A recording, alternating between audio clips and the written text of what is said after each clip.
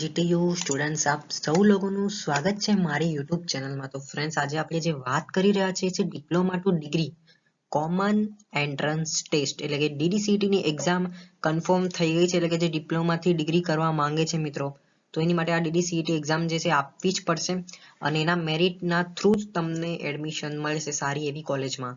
તો DDCT ના related મારી એક નાનકડી એવી પહેલ છે કે બેઝિક્સ ઓફ સાયન્સ એન્જિનિયરિંગ જે હું ભણ્યો છું એ હું મારું થોડું ઘણું નોલેજ આમાં ઇમ્પ્લિમેન્ટ કરું। ઓકે, તો જેમાં આપણે સૌથી પહેલા યુનિટ નંબર 1 જોઈએ છીએ। ઓલરેડી આના પ્રીવિયસ વિડીયોમાં એટલે કે પહેલાના વિડીયોમાં અમે સબ ટોપિક 1 જે છે ફિઝિકલ ક્વોન્ટિટીઝ એન્ડ યુનિટ્સ આ મેં કવર કરી લીધો છે।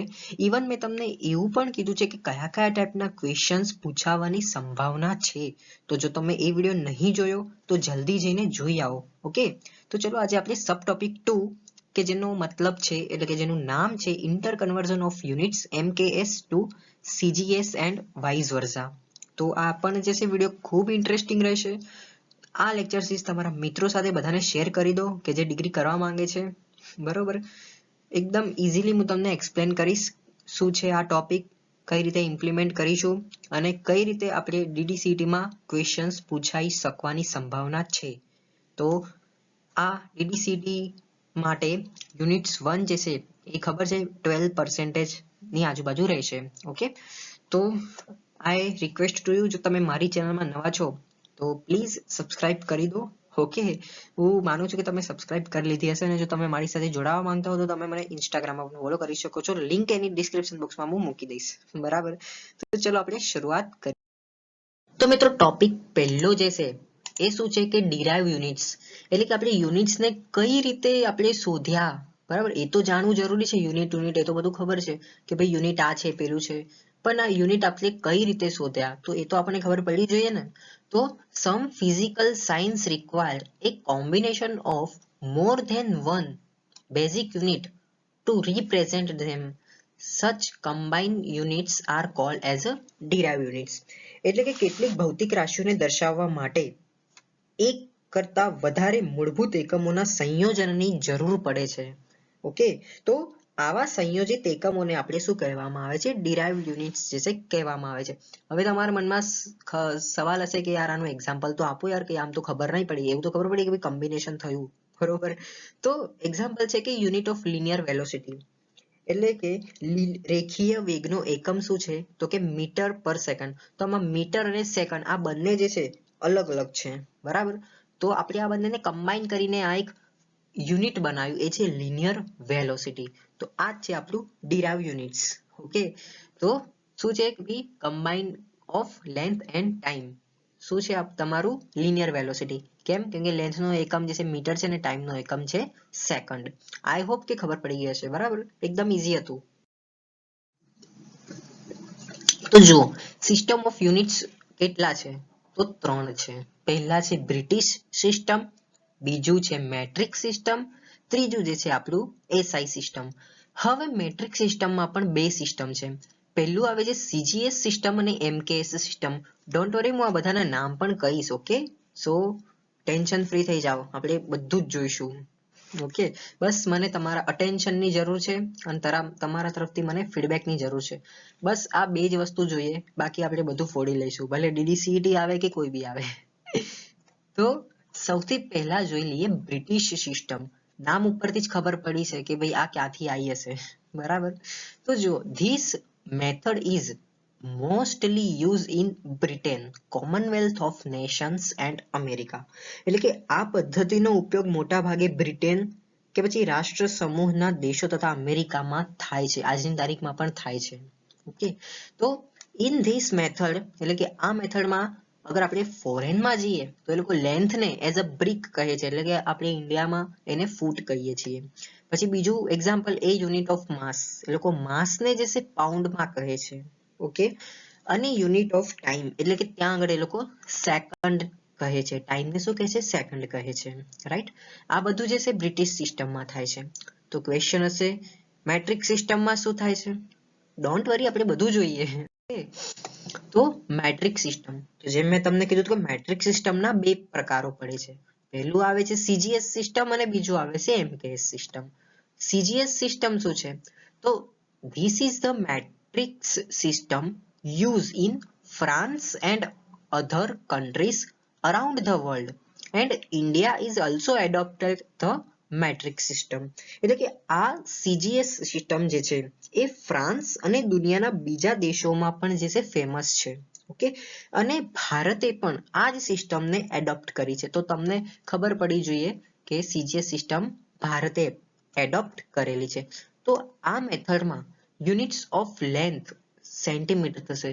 ઓકે, યુનિટ ઓફ માસ ગ્રામમાં મેઝર કરશે અને યુનિટ ઓફ ટાઈમ જશે એ સેકન્ડમાં. એટલે જ આને CGS સિસ્ટમ એટલે કે C as a centimetre, G as a gram and S as a second okay mention થાય છે.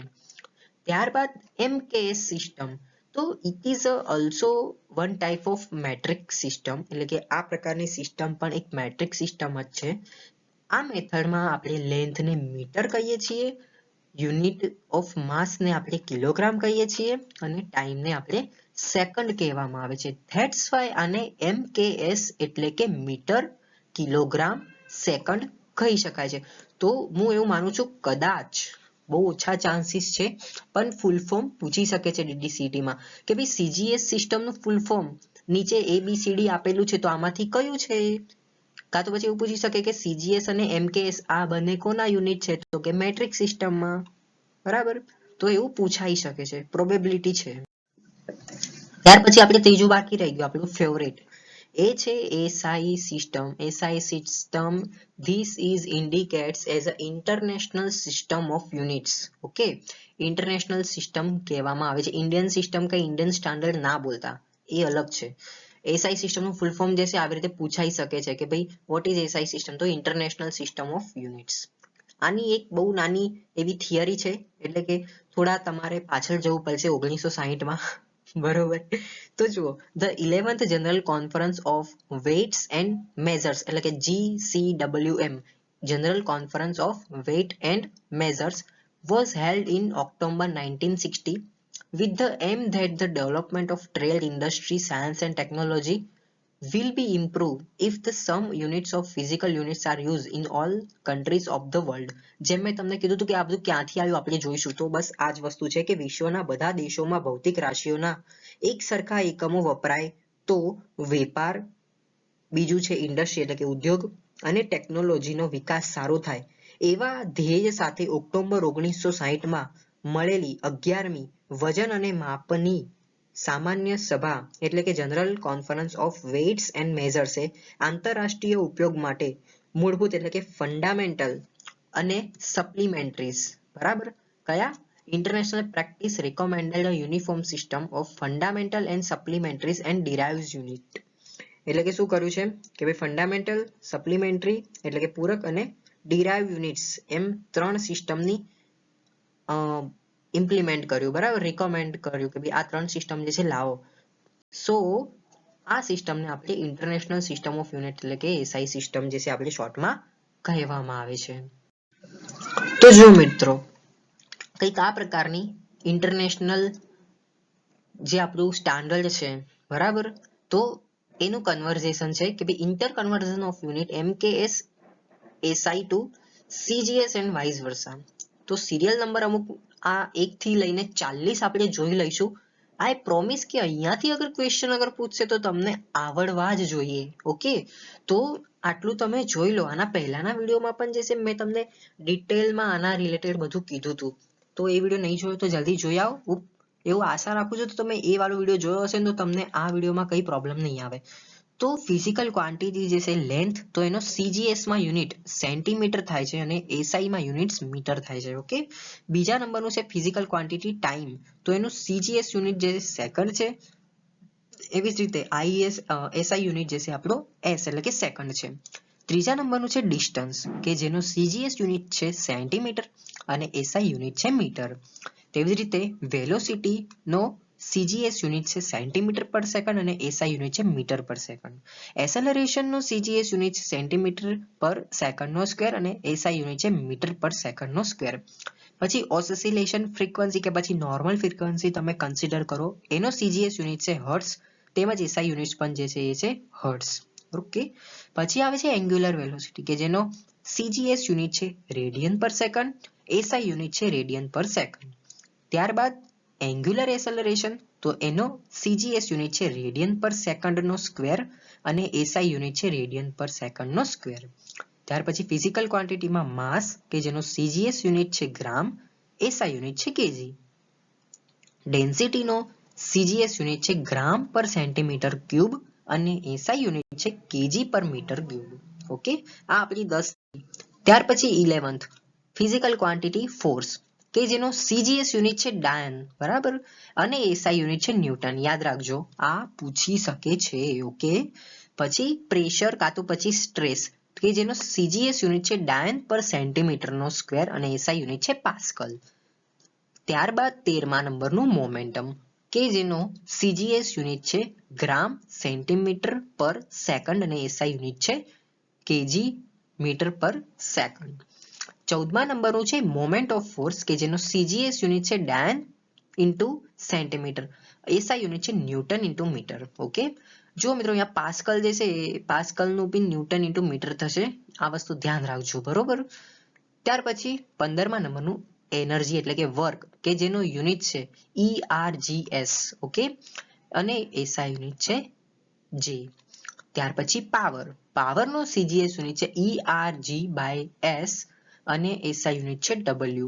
તેવી રીતે energy flux density ERG/ centimetre નો સ્ક્વેર અને SI યુનિટ છે એનો વોટ પર મીટર નો સ્ક્વેર.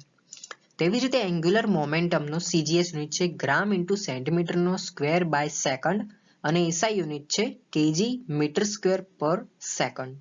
હવે ડાયનેમિક વેલોસિટી કે જેનો CGS યુનિટ છે પોઈઝ, આ પૂછાવી શકે છે. ઓકે, તો પોઈઝ છે એનો અને SI યુનિટ છે પાસ્કલ ઇન્ટુ સેકન્ડ એટલે કે PA ઇન્ટુ S. ત્યારબાદ ટેમ્પરેચરનો CGS યુનિટ જે છે કેલ્વિન છે અને SI યુનિટ પણ જે છે કેલ્વિન જ છે, કાં તો પછી તમે અંશ સેલ્સિયસ યા તો પછી ડિગ્રી સેલ્સિયસ પણ તમે બોલી શકો છો.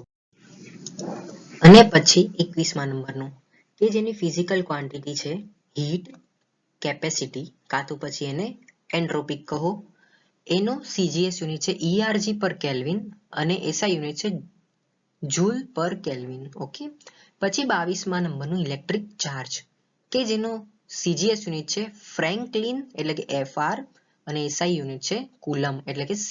ઓકે, ઘણી વખત જુઓ મિત્રો ઇલેક્ટ્રિક ચાર્જ મેન્શન કરી દીધું હશે what is the CGS unit કાં તો પછી વોટ ઇઝ SI યુનિટ એવું મેન્શન કરી દીધું હશે ને ABCD મેન્શન કરી દીધું હશે.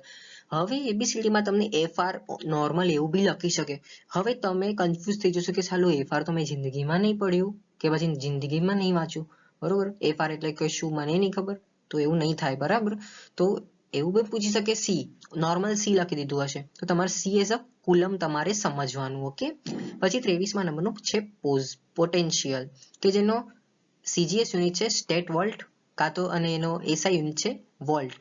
ઓકે, પછી ઇલેક્ટ્રિક ફિલ્ડ સ્ટ્રેન્થ કે જેનો CGS યુનિટ છે સ્ટેટ વોલ્ટ બાય સેન્ટીમીટર અથવા તો સ્ટેટ વોલ્ટ પર સેન્ટીમીટર અને SI યુનિટ છે વોલ્ટ પર મીટર. ઓકે, પછી 25મા નંબરનું ઇલેક્ટ્રિક ઇન્ડક્શન કે જેનો CGS યુનિટ છે સ્ટેટ કુલમ પર સેન્ટીમીટર નો સ્ક્વેર અને SI યુનિટ છે સેન્ટીમીટર નો સ્ક્વેર. જો મિત્રો એવું ના થાય કે તમે વિચાર કરો કે આવું બધું શું છે, મને તો આવડતું નથી અને નહીં પૂછાય, તમને એટલો બિલીવ છે, એવું થોડું ના રાખતા. કેમ? કારણ કે કંઈ પણ પૂછાવી શકે છે DDCET માં. ઓકે, અને આ પાછું જે 21 થી લઈને 40 નો જે ટોપિક છે ને એ તમારી માટે કદાચ નવો હશે, પણ જે મિકેનિકલ ઇલેક્ટ્રિકલ EC ના જે વિદ્યાર્થી મિત્રો છે તો એમને આ બધું સ્ટડીમાં આવે જ છે. ઓકે, તો તમે એવું ના સમજતા કે ભાઈ મેં આ બધું કોઈ દિવસ સાંભળ્યું નથી એટલે મને લાગતું નથી આ બધું આવશે એટલે કે હું આ વસ્તુને સ્કીપ કરી દઉં, એવું ના કરતા. કંઈ પણ જે છે પૂછાવી શકે છે, કેમ કે આ DDCET નામ ઉપરથી જ છે કે diploma to degree common entrance test. Okay, એટલે જ આ લોકોએ કેમેસ્ટ્રી બી ઇન્ક્લુડ કરેલું છે.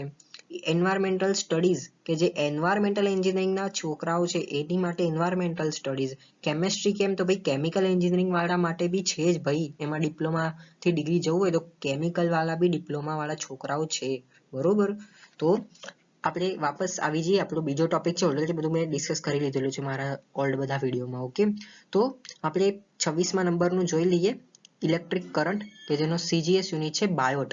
BI ઓકે અને SI યુનિટ છે એમ્પિયર કે જેને A આપણે ઇન્ડિકેટ કરી છીએ. એવી રીતે કરંટ ડેન્સિટી એનો CGS યુનિટ છે બાયોટ એટલે કે BI અને SI યુનિટ છે એમ્પિયર પર મીટરનો સ્ક્વેર. 28 નંબરનું છે ઇલેક્ટ્રિક ડાયપોલ મોમેન્ટ કે જેનો CGS યુનિટ છે ડાય બાય ઓકે કાં તો પછી D બાય અને SI યુનિટ છે કુલમ્બ ઇન્ટુ મીટર ઓકે. ત્યાર પછી ઇલેક્ટ્રિક પોલારાઇઝેશન કે જેનો યુનિટ કે જેનો CGS યુનિટ છે સ્ટેટ કુલમ્બ પર સેન્ટીમીટરનો સ્ક્વેર અને SI યુનિટ છે કુલમ્બ સ્ક્વેર મીટર. ત્યાર પછી 30મા નંબરનું છે કેપેસિટી કે જેનો CGS યુનિટ છે ફેરાડે એટલે કે F અને SI યુનિટ છે ગ્રામ. આફ્ટર ધેટ 31 નંબરનું રેઝિસ્ટન્સ કે જેનો CGS યુનિટ છે ઓહમ સેન્ટીમીટર અને SI યુનિટ છે ઓનલી ઓહમ ઓકે. એવી જ રીતે રેઝિસ્ટિવિટીનો CGS યુનિટ છે ઓહમ સેન્ટીમીટર અને SI યુનિટ છે ઓહમ મીટર ઓકે. સિમ્બોલ પણ તમે જોઈ લો ઓહમ એટલે કે આવી રીતે હોય છે ઓકે. એક્ઝામ્પલમાં જે છે આવી રીતે સિમ્બોલ પણ મેન્શન કરી દે ઓકે તો એ વસ્તુ તમે ધ્યાન રાખજો. ત્યાર પછી કન્ડક્ટન્સ કે જેનો CGS યુનિટ છે એપ્સિયામેન્ટ્સ અને SI યુનિટ છે સિમેન્સ એટલે કે S. ત્યાર પછી હીટ એનર્જી કે જેનો CGS યુનિટ છે કેલોરી એટલે કે CAL અને SI યુનિટ છે જૂલ. ત્યાર પછી ઇલ્યુમિનેશન્સ કે જેનો CGS યુનિટ છે ફોટ એટલે કે PHOT અને એનો યુનિટ છે PH ઓકે. તમને ખબર હશે આપણે 10મા ધોરણમાં બધું એસિડનું બધું સ્ટડી કરતા હતા બરાબર તો PH મીન્સ ફોટ અને SI યુનિટ છે લક્સ LX. પછી કાઇનેમેટિક વેલોસિટી કે જેનો CGS યુનિટ છે સ્ટોક્સ ST અને SI યુનિટ છે મીટર સ્ક્વેર પર સેકન્ડ. ત્યારબાદ મેગ્નેટિક ફ્લક્સ કે જેનો CGS યુનિટ છે વેબર એટલે કે WB SI યુનિટ છે Maxwell means 10⁻⁻8 WB WB it's called as a weber WB okay. ત્યારબાદ 38મા નંબરનું મેગ્નેટિક ડાયપોલ મોમેન્ટમ કે જેનું CGS યુનિટ છે EMU અને SI યુનિટ છે એમ્પિયર મીટરનો સ્ક્વેર. ત્યાર પછી મેગ્નેટિક ફિલ્ડ સ્ટ્રેન્થ કે જેનો CGS યુનિટ છે ઓર્સ્ટેડ એટલે કે OE અને SI યુનિટ છે એમ્પિયર પર મીટર. ત્યારબાદ 40 નંબરનું મેગ્નેટિક ફ્લક્સ ડેન્સિટી કે જેનો CGS યુનિટ છે ગોસિસ એટલે કે G અને SI યુનિટ છે ટેસ્લા ઓકે. આઈ હોપ કે તમને ખબર પડી હશે વિડીયોમાં ખૂબ સારો અનુભવ રહ્યો હશે તો અને આશા કરું છું કે તમે જે વિડીયો હું બનાવું છું એની સાથે તમે લખતા પણ હોવ ઓકે.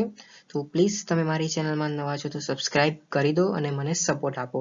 મને તમારા સપોર્ટની ખૂબ જરૂર છે તાકી મને થોડું મોટિવેશન મળે મને આવા જ વિડીયો જે છે આગળ હું ક્રિએટ કરતો રહું. તો thank you so much for watching my video. મળીએ હવે નેક્સ્ટ વિડીયોમાં.